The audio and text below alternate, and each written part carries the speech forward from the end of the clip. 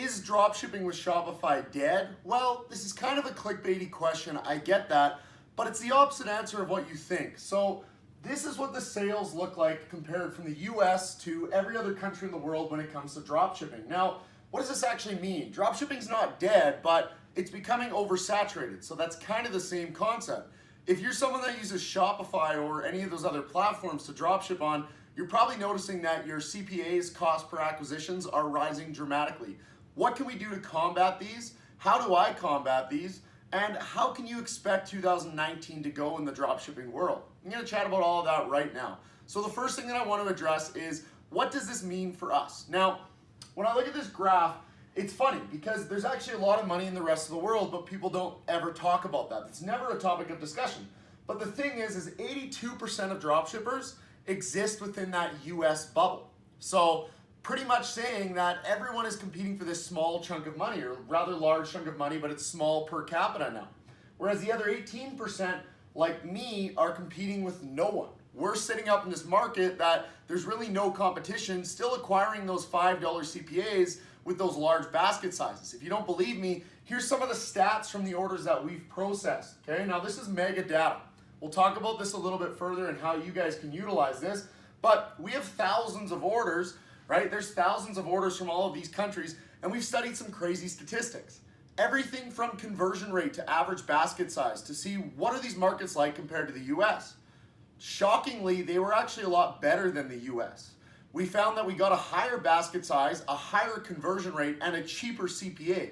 I know it sounds ridiculous, but it's because they're emerging markets. There's not as much competition there. So when you bid on a place like Facebook or Google or all of these other marketing platforms on the digital side, we're able to actually see that we don't have as much competition, so our bid costs a lot less, and users haven't seen these products before, so our conversion rate's higher. As well, they're new to e-commerce, so they're not cheap spenders. When someone's gonna buy something on e-commerce and you've convinced them to buy something, they're gonna spend more money. In the US, now we have things like 2-day shipping. So it's not advantageous for a consumer to have a high basket size, right? We see that when we look at this graph especially, or this chart, because US isn't even on the top 20 when we talk about this, right? It's actually incredible to see, but that's because of guys like Amazon. So if I get 2-day shipping, I don't want to spend a fortune. I don't want to spend $100 on a cart because I can get $20 items and I'll get them in 2 days and then I can buy another $20 item if I need it. In Europe, they're not conditionally trained like that, and some of these other emerging markets.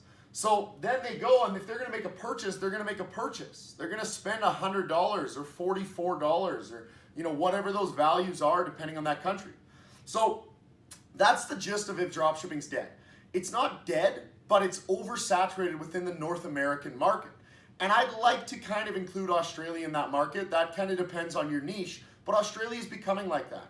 I have millions of dollars of experience in this space, and I've got tons of data. You guys can see that. I'm a part of a very large network, and I'm kind of the voice of that network. So I share this stuff with the world for some reasons, right?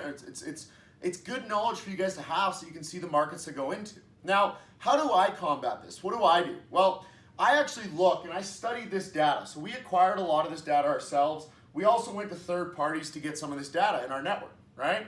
So I look at this and I go, okay, well, based on these countries that actually have a high conversion rate, because at the end of the day, basket size is very important, but basket size isn't as important if my ad budget is not overly high, right? Remember that. If my ad budget's reasonable, then it doesn't really matter. If I have a $2 or $3 CPA, I can sell a $20 item. Of course, I'd still like to increase that basket size, but that's a whole nother video on how I do that. So from here, I look at this and I say, okay, well, what countries should I sell in? But I need to know what niches those countries strive in, because when I look at a country like Spain, which I'm quite a big seller in, I look at Spain and I sell fitness products. Well, I was huge in the fitness space in North America. That's actually where I started. That was my first multi-million-dollar business. They're completely different niches. In America, we want to be big. We want to be as big as we can. We want to be really muscular. We want the nice petite women. That's the goal in America, right? That's kind of the generalized mindset of the fitness space, for lack of a better term. When you look at Spain, it's not that. Spain's about fitting in, being like the people around you, looking like that fit Reebok kind of look. It's not about getting big. It's not about getting really muscular. That's weird there. It's foreign to them, right? They want to be small and they want to be lean kind of concept. So From that, I need to understand these niches. Well, that only helps me because I have knowledge in that one niche. So what we've done is we've actually looked at downloading a database of products like AliExpress. So we have every single AliExpress product, not quite, we're getting there, but we have millions of AliExpress products, as you guys can see, and we've done this for you guys. So you can actually look, and before you leave this video, I get it, this isn't supposed to be a sales pitch. This is the platform that I use and I've created. If you guys want to use a different one, go ahead. This one's $1 to try out, but I don't want to make this a sales pitch. I want you guys to understand what I do, and you guys can go and find something else if you don't want to use this platform. So from here, I go and I look at, let's say I want to look at an emerging market. I'll go and put that in on my left-hand column, and then I'll start to look at these countries. So I've given you guys a list, and you guys can access that list inside here, and I can send that to you if you'd like. So you guys can then go, I want to sell a product in Australia. Okay, great. Now I'm in Australia, and I'm going to look at, emerging products or top prospected countries, things like that. There's a lot of new filters being added here daily. When I'm filming this video, they're actually not all up yet. They're still uploading. It's been a crazy process because there's so much data. So from here, you guys can see that I get access to hundreds of products. Now, we only show you relevant products that have over 50 sales as is, but there's actually these cool little metrics on how you can organize these. So now you can now you can decide what data you want to look at and what's most relevant to you. Well, if you're looking around Christmas time, that 3-day metric's not going to be a very good one because obviously people are on holidays. But if you're looking mid-November or mid-January, you guys can use this data because there was no hiccups on people buying things, right? These are the orders that people use as dropshippers, so now I can see this. But if I click into one of these products, this is where it gets cool. So, okay, I find a product that I like, and I'm like, that's within my niche, or that's something that I understand, or that's within the store that I already have, or the store that I'm thinking about getting. So I click into one of these products. Now I can actually look at a lot of cool things. There's still features being added to this, keep that in mind. That's why the price will go up. But if I look at that little bubble there, I can see what other countries are purchasing this product. So now I look, I found an emerging product, I found something that not as being sold in this market, or it's being sold in a foreign market, and I look at this and I go, well, where else can I sell this? Right? There's gonna be places that you're gonna find that are common trends that you would have never thought, like Russian Federation, Spain, Portugal, all of these European countries, Denmark, Sweden, all of these markets that you've never considered entering because no one shares this information with you. It's not advantageous for people to share this with you because they don't make profit off of it. Yes, of course, if you go and buy this, I make money off of this. It's a very cheap process. Go look at it. It's not something that's really expensive. But that's why I share this information with you. There's always a reason why someone's sharing information with you at the end of the day. People are never just going to give you things for free with nothing in return that's going to be high value content. In this case, yeah, it is kind of a sales pitch, but you're getting a lot of value for a very cheap dollar. If you hate it, exit the video. I completely understand. I'm a very honest person, and I think that's important when you look at getting information online. I have no reason to not be transparent with you as a result of this. So you guys can see that you can filter through this and find tons of products. You guys will find hundreds of products, millions of products that you can sell in these foreign markets. Now, something else that's always being added to this system is those top emerging tags. So this filter side on the left is only going to get more complex. We're going to be adding things like top foreign emerging products. Now it's going to narrow down the countries for you based on our data that we're still looking at because we have a team of data scientists and AI systems that are analyzing this data to look for exploits.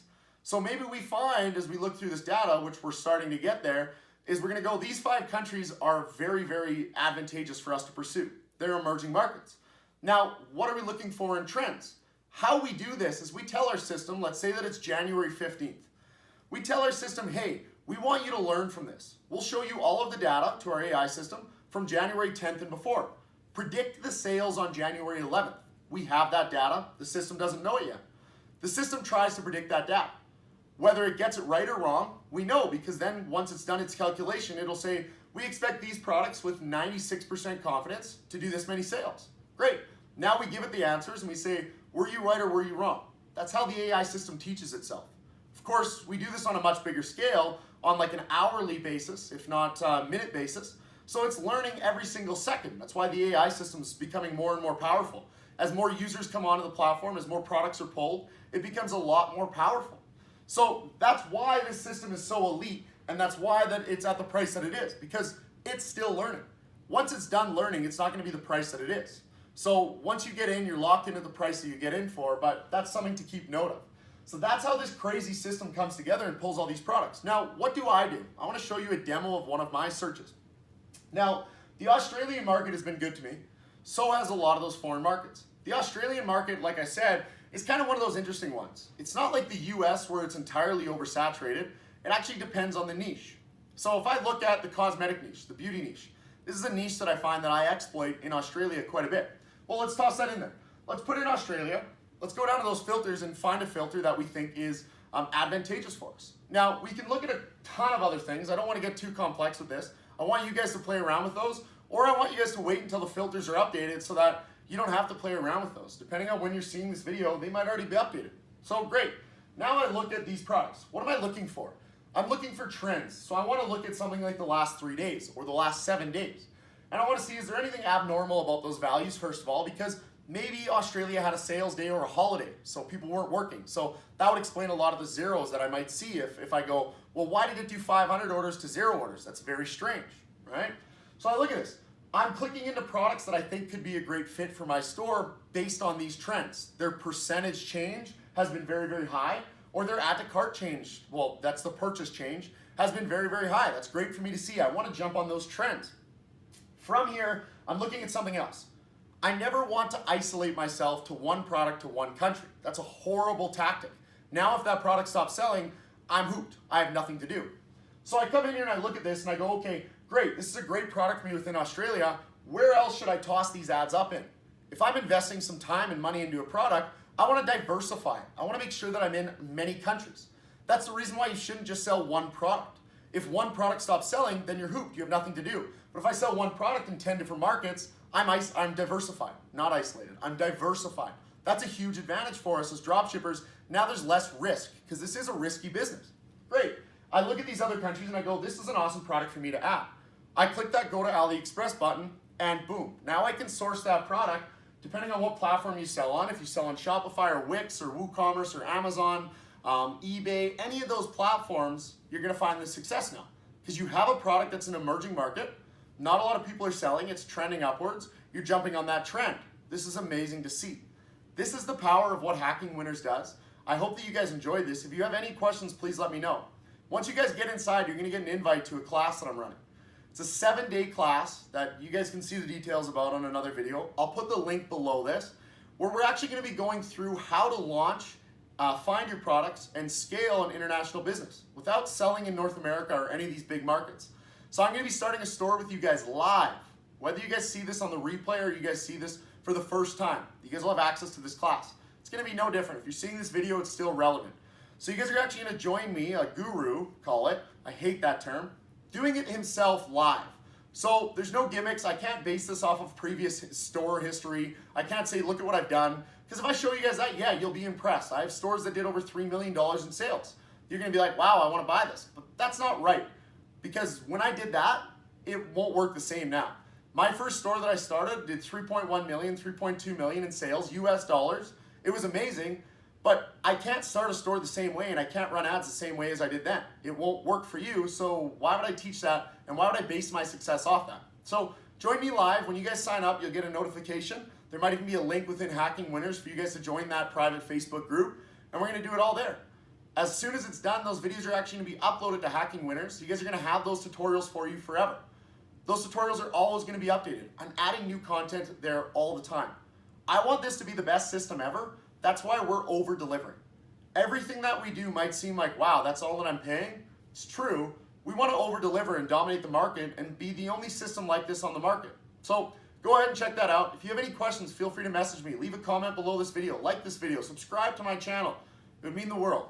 I hope you guys have an amazing day. I'm excited to see you on the inside. I'll chat with you later. And remember, it's only $1 to try. I mean, you can cancel at any time. It's not going to hurt. I'll talk to you later. Have an amazing day.